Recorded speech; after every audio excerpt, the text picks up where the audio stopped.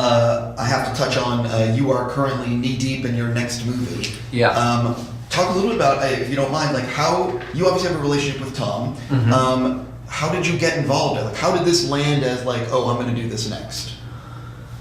Well, I think this is something that Tom had been thinking about for a while, but you know, it required a couple different things aligning and getting the right idea. I had heard they were looking at it. I had a take on it, or an idea, at least the version I'd want to see.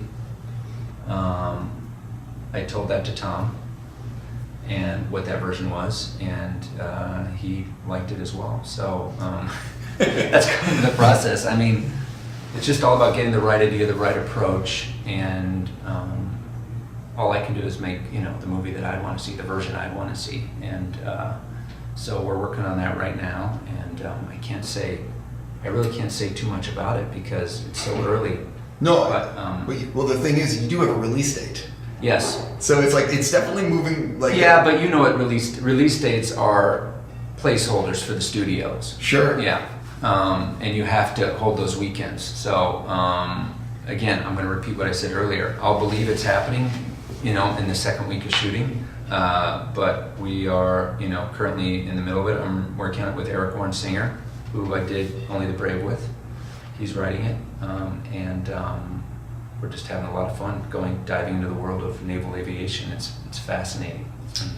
Well, it's something also that hasn't really been portrayed that much since the original Top Gun. It's just, you know, it's one of those open things, and it's also like there's so much that's changed. I know about the process. It's a different Navy. I've spent time on aircraft carriers. I've been to a half a dozen different bases. I've seen some really extraordinary and amazing things, and just been really impressed with every person I've met along the way in the Navy, from, you know, people, you know, the crew of an aircraft carrier all the way up to, you know, admirals. Just really impressed with these people, and really excited to dive into this world and give people a peek as to what it's like to be, you know, a fighter pilot in the Navy these days. Well, I think, and I could be wrong, but I believe that the original Top Gun led to a big, for recruiting. Yes. It was a huge recruiting tool. Apparently they put recruiting booths outside the theater. That's what I mean. 1986, yeah. So it's like, I'm sure that the Navy is at least thinking, you guys are making another Top Gun? Maybe we want to be involved in this thing, like, you know. Yeah, so far they've been amazing in helping me create the type of movie I want to create. And I think they like the idea that, again, authenticity and reality is something that I really want to embrace. So it's been, like I said, it's just been kind of an amazing process so far to be just the research I get to go to and people I get to talk to has been really fascinating. You're also working with Jerry Bruckheimer. That's right. Right. I mean, he's produced at least 5 movies. Yeah, you he's know doing what I mean? okay. He's landed on his feet. Yeah, no, I mean, again, to work with, yeah, it's a little surreal to be working with, you know, Tom and Jerry Bruckheimer on this project. Both have made, you know, so many incredible movies. So it's been an amazing process so far, really fun. I have to ask you, without asking about the story, but you obviously are going to be, in an ideal world, you're going to be filming next year. Mm-hmm. Do you already have an idea of when you're going to be filming? Yeah, probably in the spring of next year, yeah. Talk a little bit about the way, are you thinking already about IMAX, or are you thinking about the cameras you want to use to capture, I'm sure will be some dogfights or aerial stuff? Yeah, of course. Certainly IMAX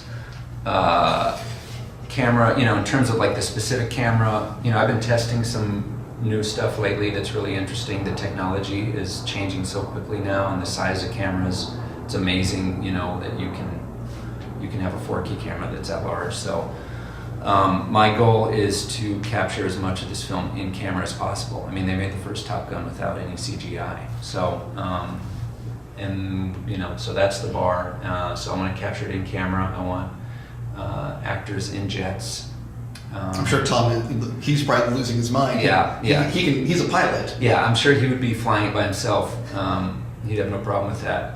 But yeah, just to capture this as an in-camera movie. This is about, people have asked me about drones and things like that, and I just say, for me, Top Gun is a movie about fighter pilots. It's not about hardware. It's not about jets. It's really about these people. So that's the goal. There's obviously the original is so popular with so many people, but I guess what I'm wondering about is how much are you looking at the original and saying, is there a way of doing like some fan service about like putting in some people that you might recognize? Right. And how much is it like, we got to make our own movie, it doesn't matter that there was a movie before this? You have to make your own movie. If you try to just copy the original, then what are you bringing to it? So certainly it's a continuation of the story, so there will be characters, that will continue. Nostalgia, I think, is a tricky thing. It can be a crutch, and it shouldn't be a crutch that you lean on. But the first movie was a rite of passage for Maverick, and this movie will be as well. My last thing about the upcoming film, have you already discussed with the studio what you're thinking about with like a rating? Are you thinking PG-13? Are you thinking R? The original one I assume was PG. I don't even know if it was 1986. I don't even know if they had PG-13 at that point. I think they did because Temple of Doom got it. Okay. And that was like 84. Okay. Yeah. So it's funny. I don't know what the rating of the original one is. I don't really think about rating going into it. I can't imagine why this would have to be an R-rated film. It just doesn't feel like it has to, Sure. So I imagine it'll be a movie that, as many people as possible will be able to see. So but I don't think about it. I'm sure there'll be some language that we'll have to cut down. Good old MPAA. Yeah. Always. My last thing for you though, the Navy giving you access and letting you look around. I'm sure that they want to showcase some of their technology in the movie. How much is it that you've now met with the Navy, and now as you're writing, you're like, oh, we can use this now instead of that? Do you know what I mean? Like, how much are these meetings actually leading to script tweaks?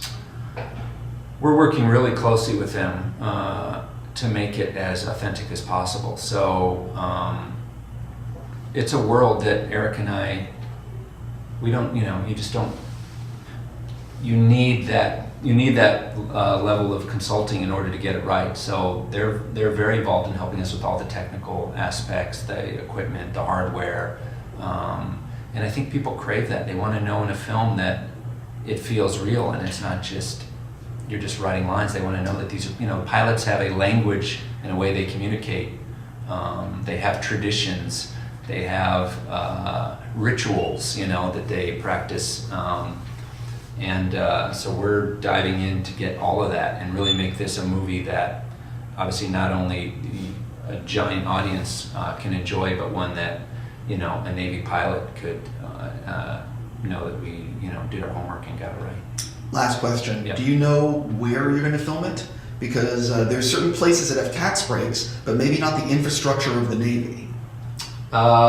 Yes, I do, but I can't answer that question right now on camera. I understand completely. I will leave it there and say congratulations on Only the Brave. Thank you. For real, and I cannot wait to see your take on Top Gun. Thanks a lot, man.